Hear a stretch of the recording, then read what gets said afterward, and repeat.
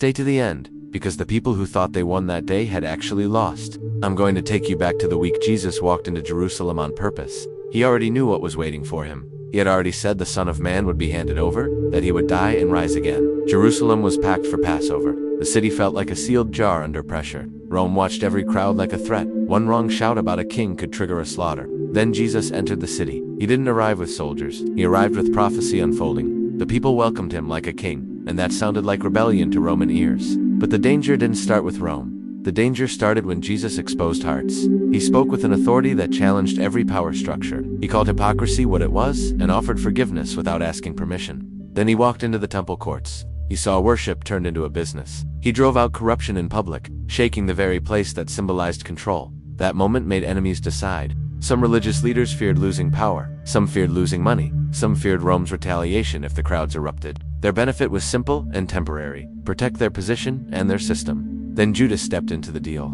He traded Jesus for silver. His benefit was quick cash and an exit, but his reward became a torment, because betrayal never stays quiet in a soul. Jesus was arrested at night, quietly, to prevent a riot. He didn't fight back. He allowed it to happen because he hadn't come to escape the cross. He had come to carry it.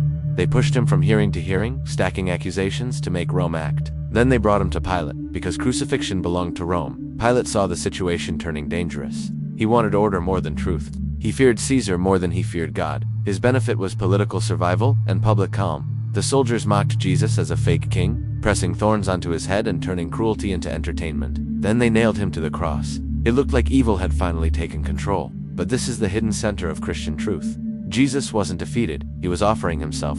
He was the Lamb of God carrying sin, taking judgment so mercy could reach the guilty. He was fulfilling what the scriptures had promised all along. Rome gained fear as a weapon for a moment. The leaders gained silence for a moment. Pilate gained peace for a moment. Judas gained silver for a moment. But God turned their moment into salvation. The cross was meant to end Jesus, but it became the doorway to resurrection. And when he rose, the power they chased collapsed into dust. The crucifixion wasn't an accident. It was the victory over evil. Thanks for watching. If this story impacted you, consider subscribing for more content like this.